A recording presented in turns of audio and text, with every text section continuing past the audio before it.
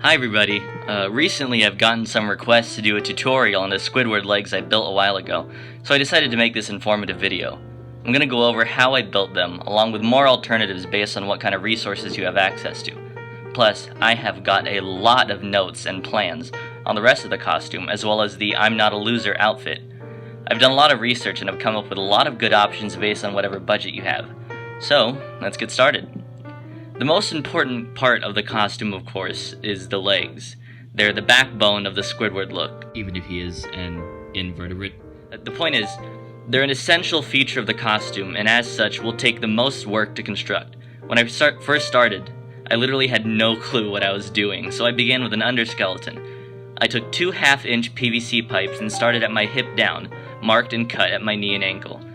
Those segmented pieces would become the bones of the legs and serve as a skeleton and to stabilize articulation. I did the same with 2 pool noodles and slipped their corresponding PVC sections into the noodle piece.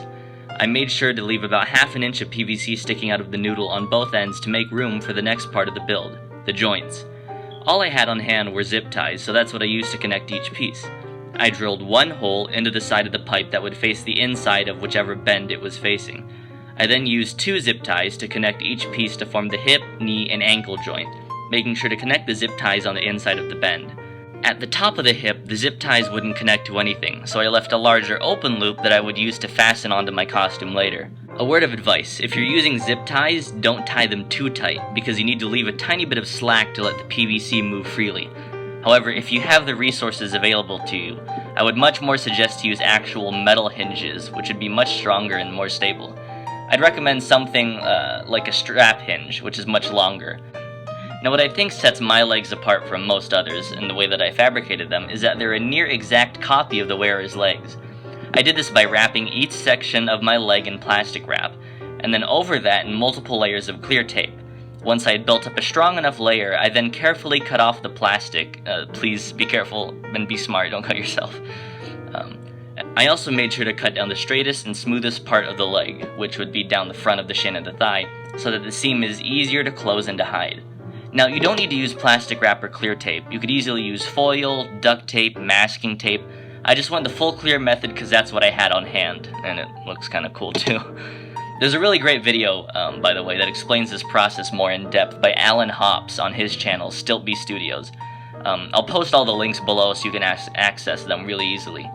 I then trimmed the plastic shells so that the edges are clean and don't run into each other.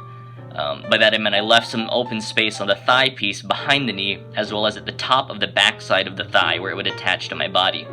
I fastened the PVC pool noodle legs into the shells using more tape.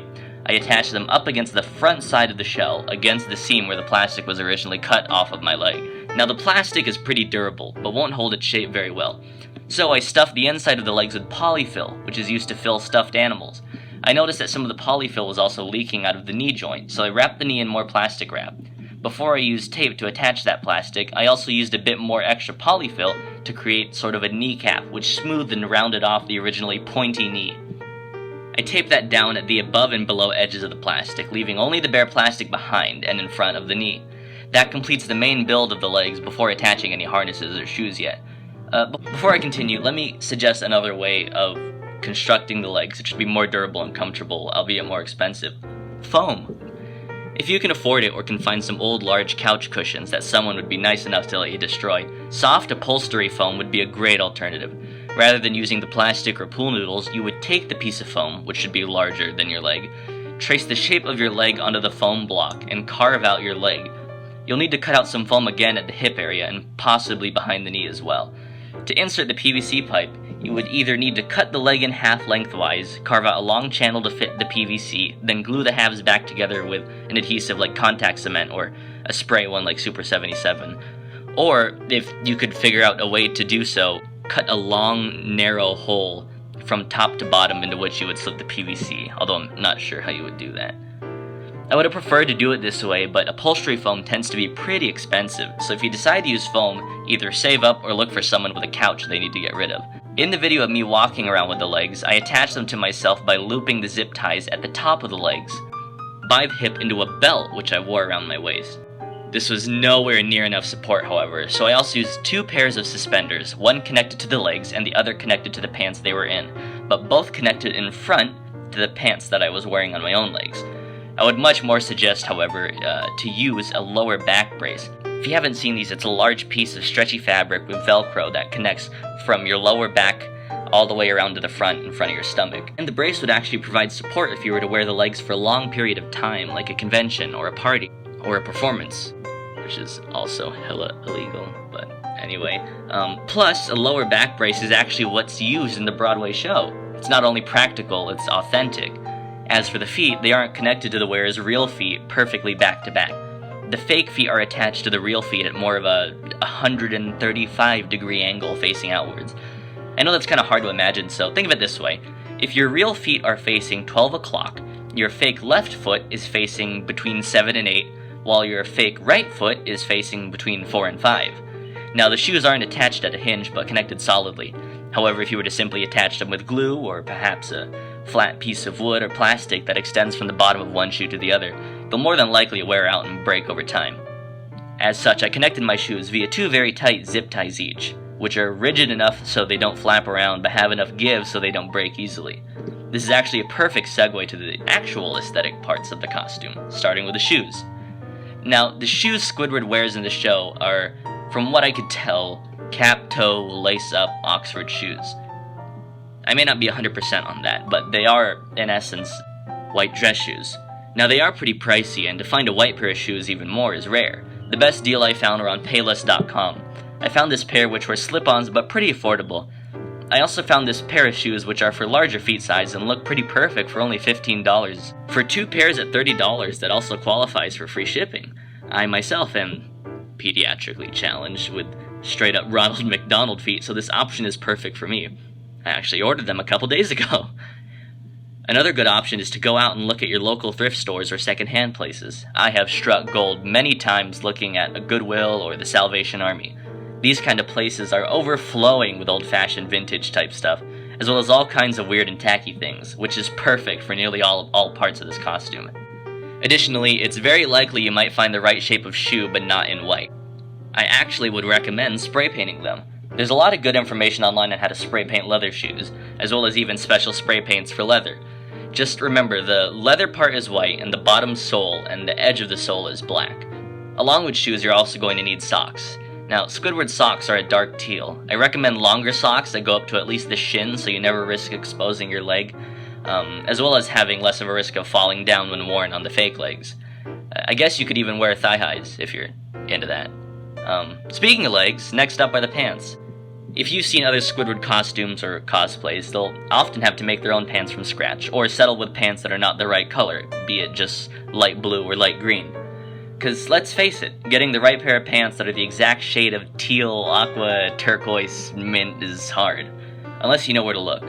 After a lot of research, I found one style of pants that seemed to always come in teal: medical scrubs.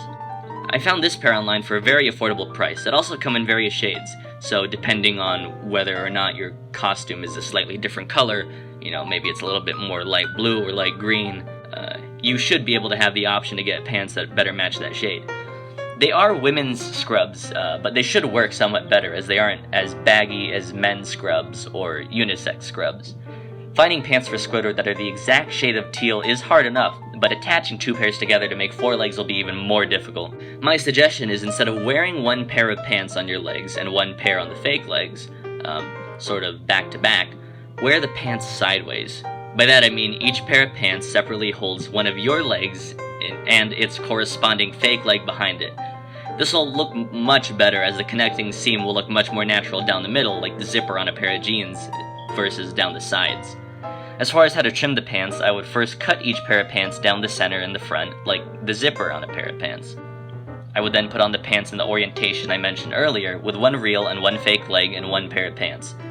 The cut openings should be facing each other, so the pants are oriented like 2 people close up facing each other with their zippers open.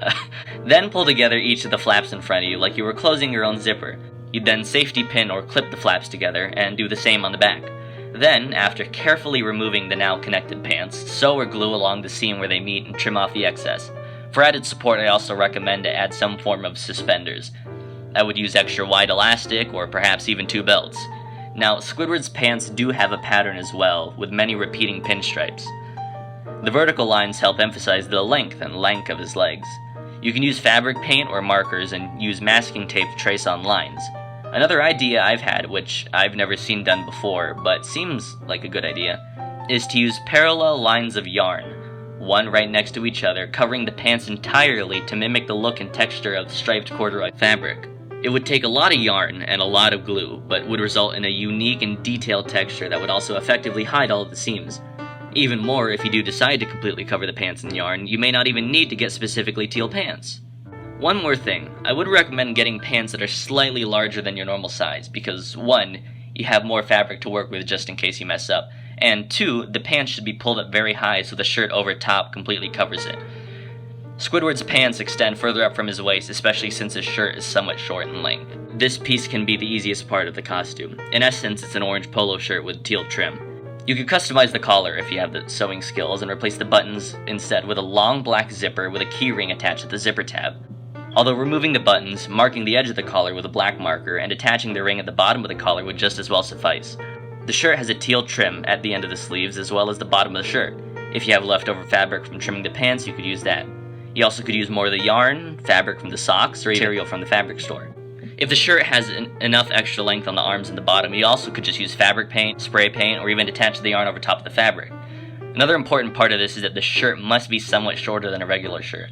Not necessarily a crop top, but just below the belly button. The shorter shirt and longer appearing pants help create the illusion that you are tall and long, like Squidward. Near the top of the shirt, above the sleeves and at the upper part of the chest, there are also decorative lines and seams, which can be easily replicated with a black marker.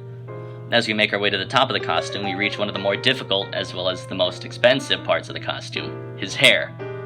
Now, besides the legs, the hair on Squidward is going to be the most custom-made part of the costume. I personally prefer the pre-Broadway hair because it has more detail and texture, and it makes Squidward kind of look like a classical composer. On that same note, if you've chosen to recreate the pre-Broadway Squidward, a good place to look are for colonial costume wigs. You'll likely have to do some restyling and of course dye it teal, which I'll get to later. Now, I actually found this Halloween costume wig online for a very decent price that has the same curls on the side. To dye the wig, there are a lot of different ways to go about this. You could use spray hair color, which I'll also talk about later. Or for a permanent, more realistic look, I would suggest using an alcohol-based ink mixed 1-to-1 with rubbing alcohol in a spray bottle. You could also use a bunch of Sharpies by removing the ink tube with pliers, cutting them in half, and putting them in a spray bottle with the rubbing alcohol to mix overnight. There's a lot of ways to go about this, so I'll link a WikiHow tutorial below. You'll also have to darken the middle of Squidward's roots with something like an eyeshadow, as the wig has no part, and you'll have to remove the ponytail as well. Save that extra hair, however, as you can use it to blend in the hairline on your forehead. You could do this by putting on the wig, then using an adhesive like spirit gum to lay on small pieces of hair. To cover an inch or so of your skin, go over top of the hairline of the wig, and then an inch or so on top of the wig to create a natural looking hairline that blends into your own skin.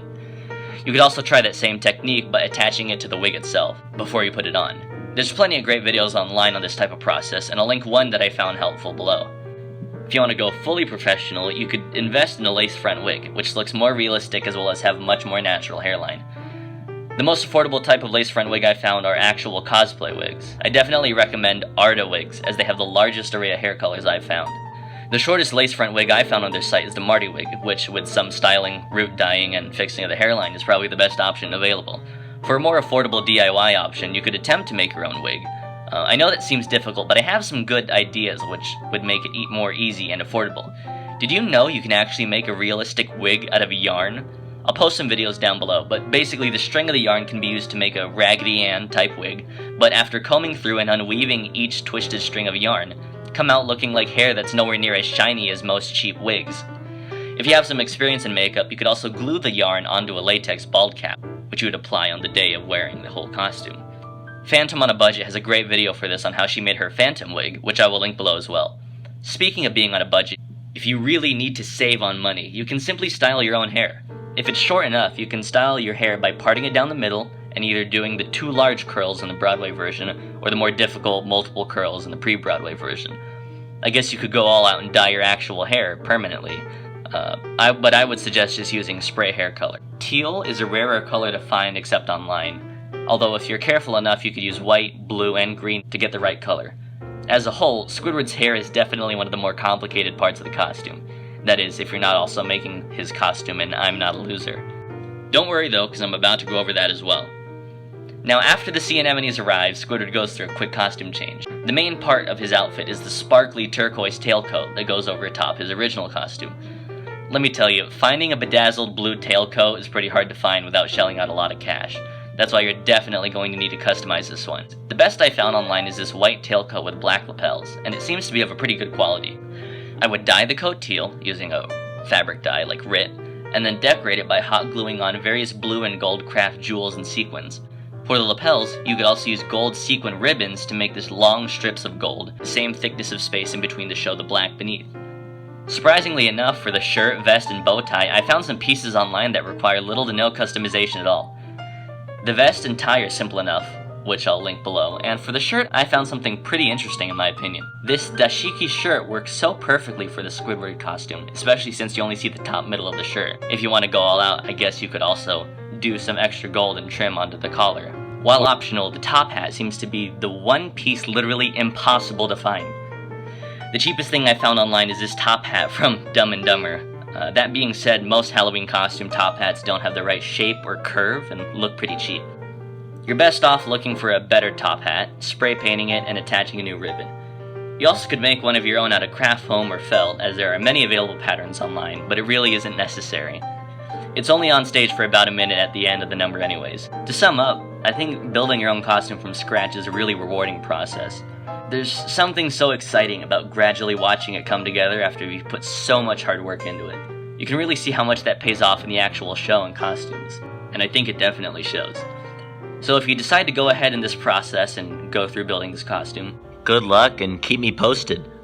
Oh, and one more thing, when you're buying stuff online, be it clothes, shoes, or wigs, be careful. You can't really assess the quality until you see it in person, which is also why I recommend going out to your local secondhand and thrift stores. They're a really great resource and always full of surprises. Anyways, that's all for me. If you have any questions, you can leave them down below.